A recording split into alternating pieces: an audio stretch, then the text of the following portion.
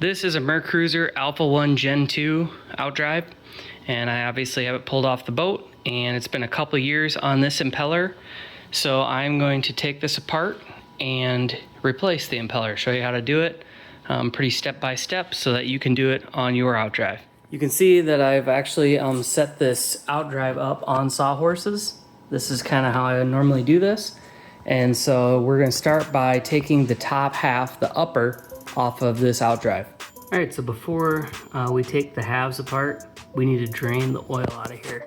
So I'm going to undo this little drain plug right here. It's a flathead screwdriver. We're gonna undo that and drain the oil out of the entire reservoir here. And when you're letting the oil drain, you wanna have this top screw undone as well.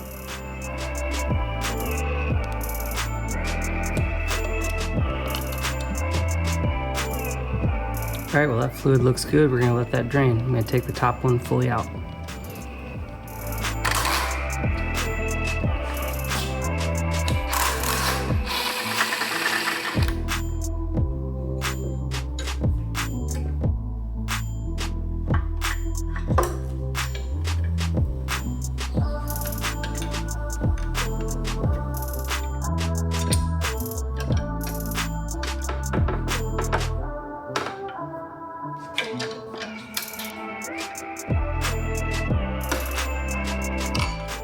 All right, so our fluid is drained. We have the 6 obvious bolts taken apart here, but the tricky one is down underneath here. And if you look underneath where the little anode cap was right there, you can see if I weasel my phone in there, right up here, next to where that hole goes through, you can see the other head of that bolt right there. That one we have to undo too. So that's the one that kind of trips people up. They'll go and forget about that one, and then go and really start prying on this thing and damage it. So obviously we're not trying to do that today, and so we're going to take that one that's underneath there out. And this one is a 9/16 bolt. All right, so now we have the obvious 6 fasteners taken out and the one like kind of tricky one underneath, and now we can take this upper off of here.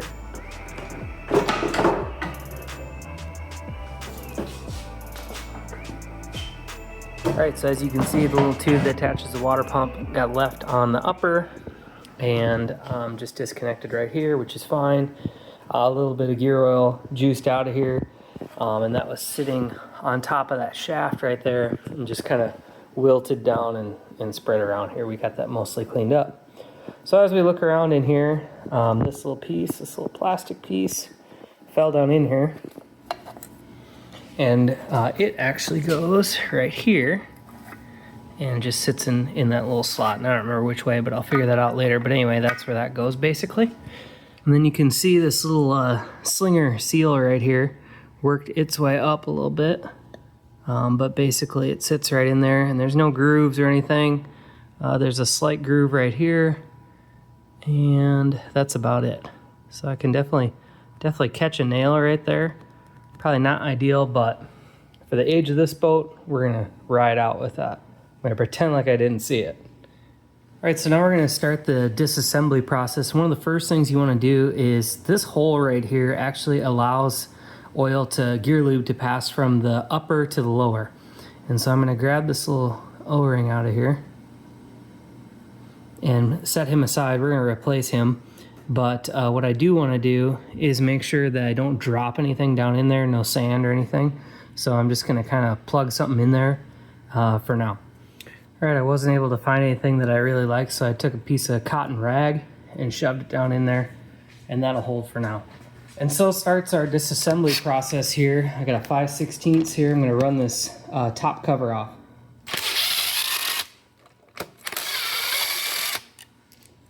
First, this little slinger seal comes off of here. Just slides right up. And now we can take the housing top off. Right, and you wanna be careful. This little key that fell out, you don't wanna lose him down in there or get him lost. So anyway, now we'll pull this lid up all the way off. If we look inside, you can see this impeller. This is probably 4 or 5 years old. I'll check for the actual edit, but it's been in here a long time, and I know people lose their minds about dry starting. I dry start this every now and again. I run it for 20 seconds to make sure the battery is like gonna run, it's gonna charge, stuff like that. And this thing looks basically perfect. I could put this back in, probably have no issues. So whatever, do with it what you want. I'm just saying my experiences, dry starts, if you're reasonable about it, obviously, the drive has a little residual water in it. So anyway, that can go aside.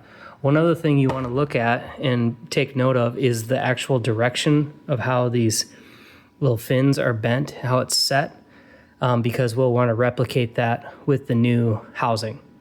Then for further disassembly here, I'm just going to pull these little plates up. See if I can get my finger underneath. Yep. So here this comes up, and there we are. So I'm just going to chip out some of this junk. Just the little crunchies that are in here. Not a big deal, but I'm just gonna kind of get these out of here, and then I'm gonna shop vac it out of this hole. All right, well there you have it. We have this reasonably cleaned up. I'm not gonna get carried away with repainting or any of that craziness. This is a 1995 boat, just keep that in perspective. So anyway, we can start with actually already rebuilding this. All right, so this is the water pump repair kit. It's like a rebuild kit. This is what you need. This has got all the stuff inside it. When you open this up, first you'll see a new impeller, obviously, and then a new housing, a new carrier seal, a bunch of O-rings, and the bottom plates. And now seeing that I have a new carrier seal in this kit, I'm probably going to toss this baby on. It'll only take a couple seconds. Let's do it. So you just take your screwdrivers here on the sides and get some good prying action here.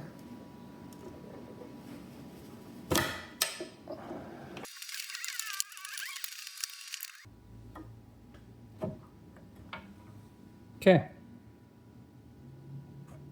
So there's our seal. We'll pull this baby out. And now down inside there, we're gonna clean out as much of that junk as possible and make it as sanitary as we can. All right, so I cleaned out, as much as is reasonably, cleanable there. And a lot of people get to this phase and then they question this, the fact that that can be moved back and forth. That doesn't feel right to a lot of people. And what you need to understand is these are actually tapered bearings. So when you actually pull up, you'll notice that you need to put upward pressure, pull up, and that actually presses the rollers into the taper. And then you'll notice that gets quite a bit tighter and it feels a lot better. So don't really be alarmed by this here business. You need to pull up and then try it. So anyway, just something to not be worried about, I guess. All right, so there's our old seal. Here's our new one. And I'm just gonna take just a little bit of marine grease and go around the outside here. Now you can use marine grease if you have it. Hell, you could use red grease. I don't care what you use, just don't put it in there dry. We don't need a lot here. It's not gonna change anything, but we're just putting a little on here so it slips in a little easier. And then same on the inside of this seal. You could even use gear lube. Just use the actual gear lube that you're gonna put in this reservoir.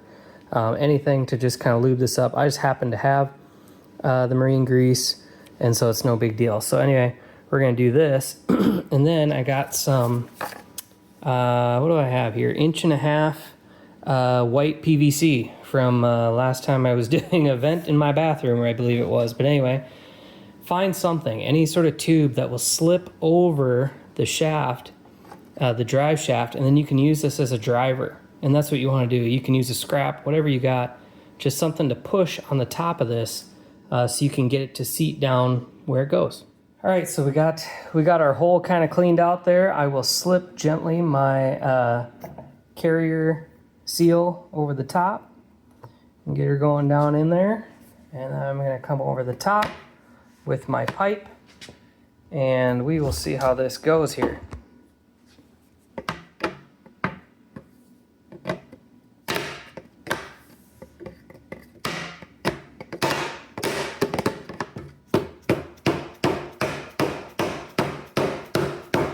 All right, so I got that pounded on there. I guess probably should turn this a little more like this, put my holes, you see my little holes here?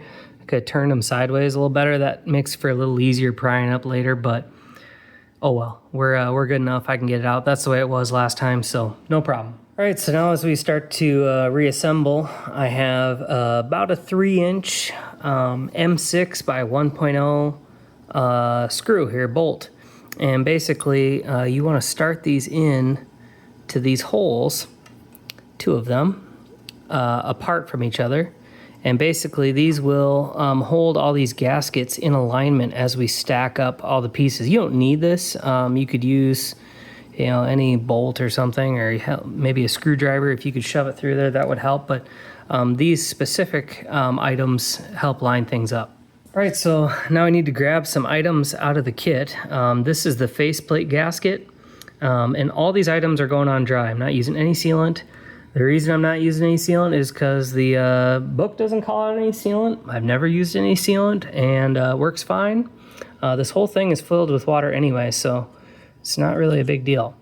So the nice thing about this is if you put it in this way or you put it in this way, it only works. This whole pattern here is not square. It might look like it's square, but it's not. So basically, if you put this on and it goes down real sweet, it's right. So like right here, see how it's binding up? That's not right. So I'll take it off, flip it over, come back down, and there you go. Now you know you're on the right way. Next piece is the metal thin plate like this. So I'll go here, and again, we know we're right. And then third, we have the one where it's got the little bead of silicone and the silicone faces up. Again, it falls right down, same type of deal. If we flipped it wrong, it wouldn't go. You see, you'd have to like kind of struggle with it. So gently, we're gonna switch it back. Silicone bead up, there you go. Next, we have our actual impeller and the key. And so the impeller itself doesn't have an up or down, you're all good either way. And so what you want to do is you can turn this shaft so that the flat, you see the flat right here?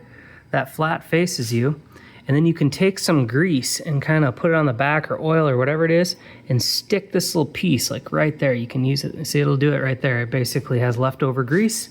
So I'm not even going to use any more new, and I'm going to slip this impeller down over top. It's coming down, there it is.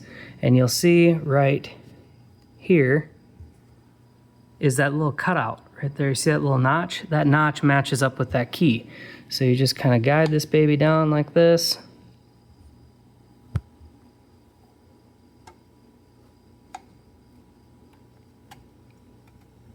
And start it onto that key. And so that key is down in there, and I can actually see it starting to come up right there. You can just barely see it. So anyway, now we're held onto that shaft. You see this shaft is actually rotating as well. We're on there. All right, so I saved my impeller. It was in great shape here. And basically, I'm using it as reference to understand which direction this impeller spins.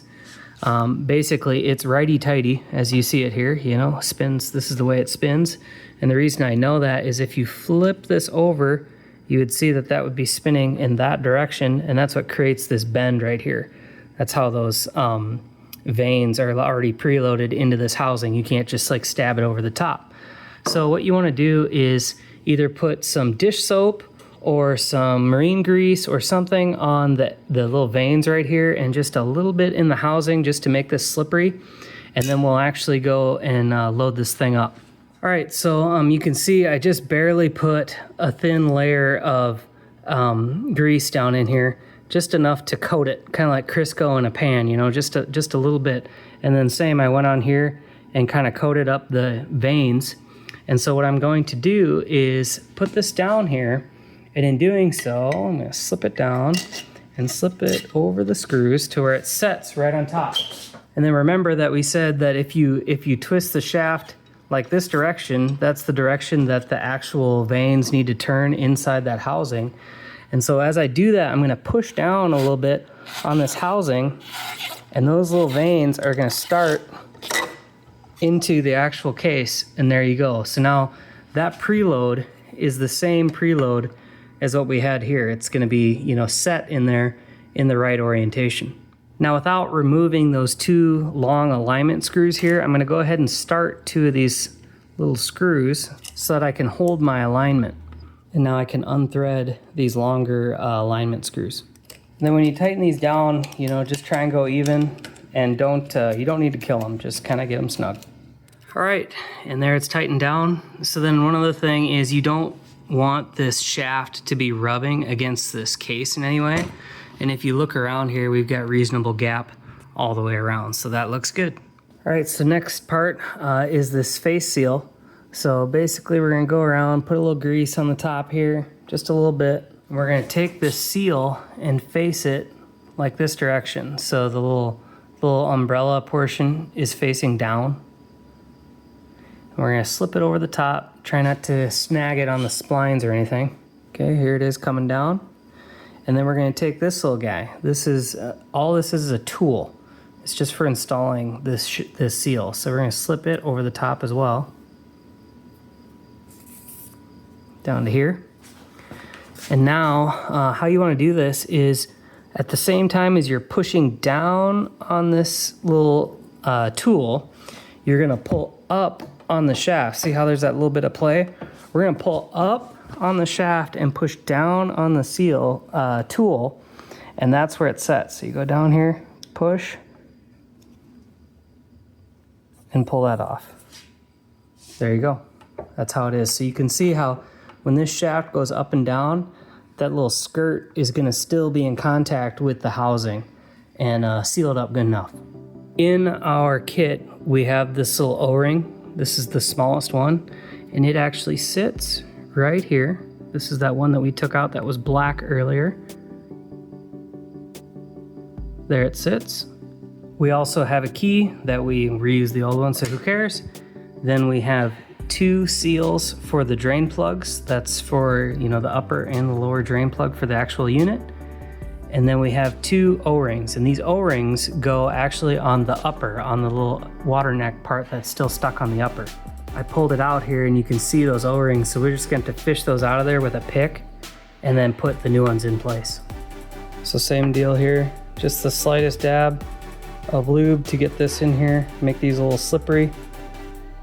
We'll get these pressed in. All right, so there we go. Now we can install this on the actual water pump housing. Just like that.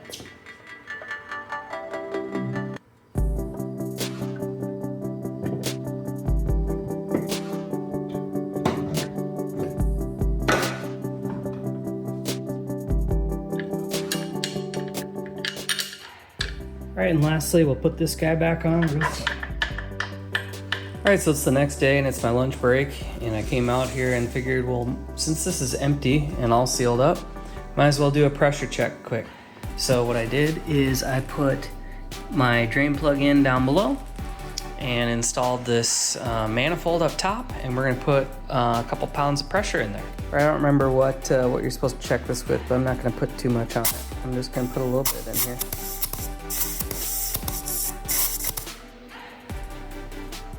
All right, there's 10 pounds. We'll let it set for a couple hours and see if or how much we have left. All right, well, it's 4 hours later and we moved a, I don't know, quarter pound. So I think we're good there. Well, that's how you change your impeller inside your outdrive here. And then also we did a successful pressure check here. So this is ready to install. Usually before I put my outdrive back on, I check and make sure that the alignment is good. If you want to follow along with that, I got a video right here. And then also if you want to just go ahead and toss this back on, you'll probably be just fine. Go ahead and follow my next video, which is how to install this outdrive.